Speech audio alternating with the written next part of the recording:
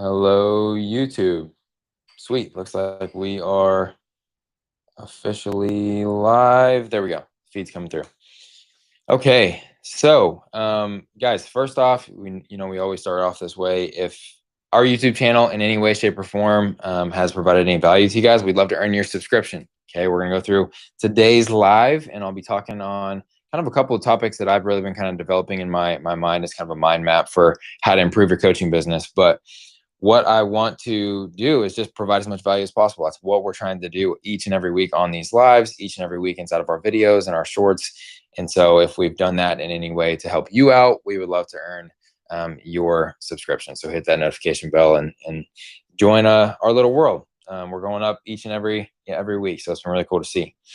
But today, guys, I'm just going to be doing this solo live. We're going to talk about 3 different levers inside your coaching business because, a lot of the one-on-one clients that I work with, these are coaches that are doing $20,000 to even $200,000 a month in online fitness coaching. And what I am seeing a lot of, which is great, right? Because that's why they've gotten to where they're at, but they are always wanting to endlessly improve. And so oftentimes we're getting on these calls and these one-on-one calls and they're always trying to push or change or push or change or push or change things inside of their coaching business.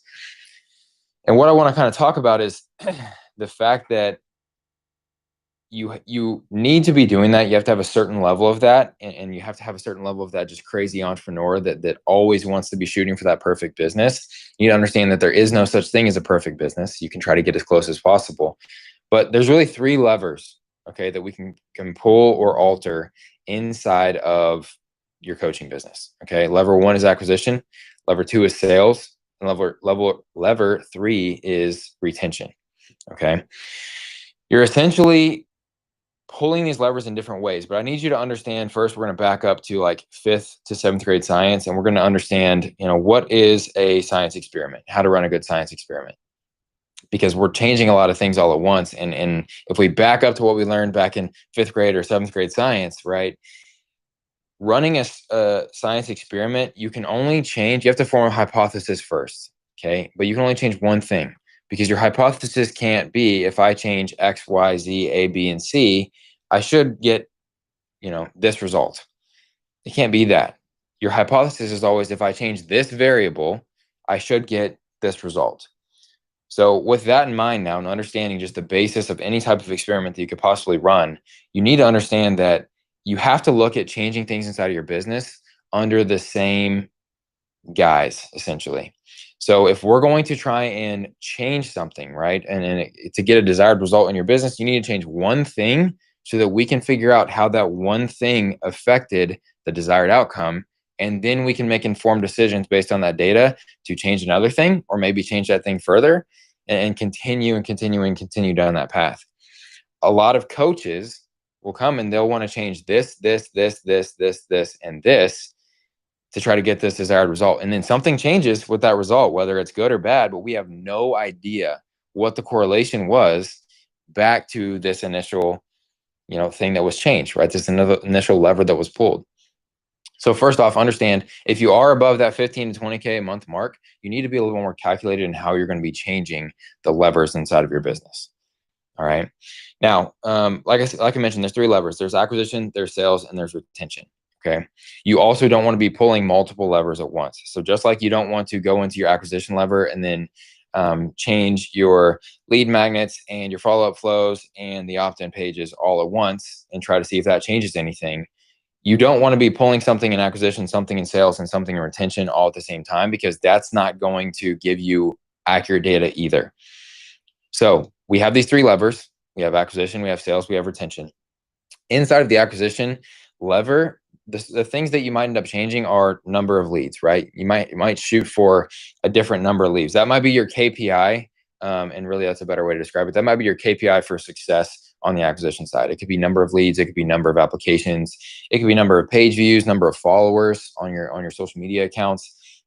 Figure out that KPI for that lever, that's here. That might be what we're testing for on the desired result aspect. On sales, it might be conversion rates, right? It might be show up rates on calls, but probably conversion rates is going to be your most commonly used KPI for success on the sales lever. And then on retention, what you might be looking at is client re-sign rate, right? Or churn rate. Churn rate's a really good one to be tracking. It's very important for us at AR as a software company. Churn is everything. Churn rate is everything. So tracking that churn rate is our main KPI on the retention side. If our churn's above this, all good, right? Or above this, actually all bad. Below this, all good, because low churn rate's better. But if our churn's above a certain level, then we know that we need to change some variables inside of our business and inside of our customer support, inside our follow-ups, to make sure that we pull this back down. All right. So now that we've identified key KPIs for acquisition, key KPIs for sales, key KPIs for retention, hopefully that gives you guys a mind map for what we're actually looking for and what we're trying to test for. So if that's in our hypothesis kind of scenario or example, if those KPIs are the desired result, then for an example, inside of acquisition, what I might do to increase my number of leads is I might change my lead magnet that I'm pushing on my post each week from my metabolism guide to my, fat loss recipe book. So by changing that, does that affect my desired result of number of leads? So my hypothesis would be, by changing my lead magnet from metabolism guide to fat loss recipe book, I think I'm going to get 150 leads this week instead of 100. So we would test that. We would post about the recipe book. We would do some IG DM automations and comment automations where people are putting keywords recipe underneath our posts or DMing us the word recipe. And then that actually kicks out this recipe book, which affects our number of leads. That would be an equation example for acquisition.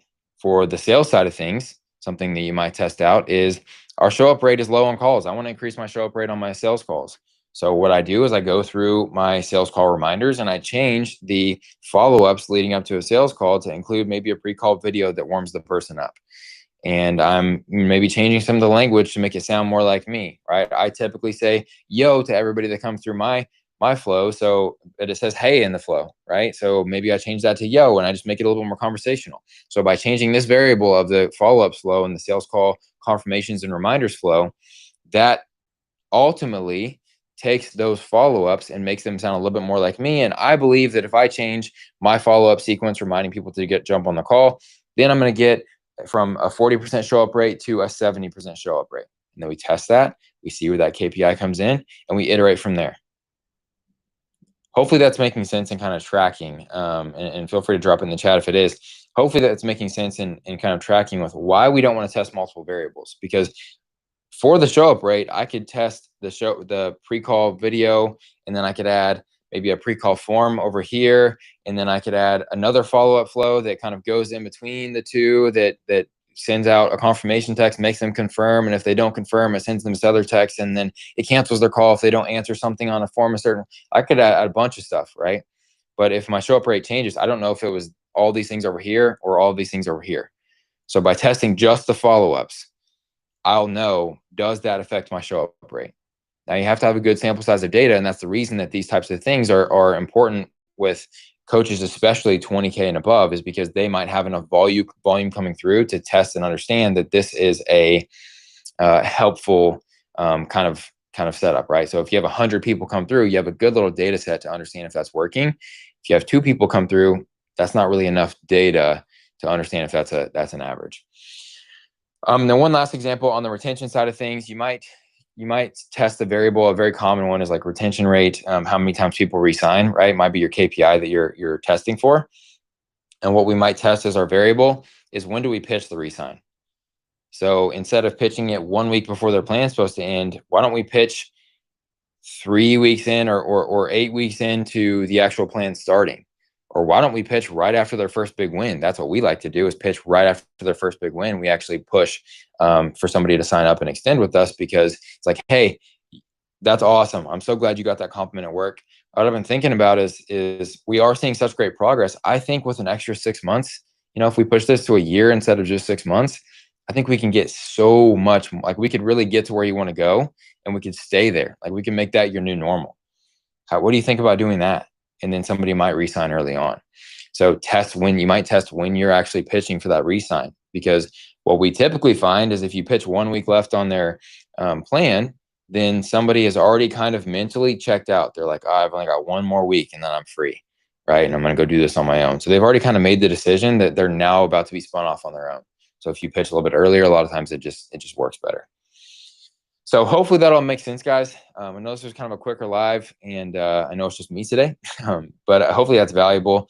I think those 3 levers and understanding that you need to treat your business like a science experiment in a lot of these ways is super valuable for you to understand that you can't just endlessly test an endless amount of variables. You need to be super clear in what you're testing so that you can get a super clear result. If you don't get a super clear result, you don't know what's working and what's not, and you don't know how to continue to kind of improve your business. So if your goal is to get to that perfect ideal business, you need to test one variable at a time and continue to do that until you get closer and closer and closer. So I appreciate you guys hopping on here. If you have any questions at all, you guys know how to reach us on social media. My Instagram's at baker.shields, Baker with 2 Ks. And if this was valuable, like I said, I'd love to earn your subscription on the AR Funnel YouTube channel. These weekly lives moving forward, we're going to be transitioning to putting out weekly YouTube videos on Fridays from myself and from Mr. Mike and Miss Felicity. So be on the lookout for those to kind of help you guys out as well. Thank you guys. Hope you guys have a great rest of your Friday and happy Memorial Day weekend.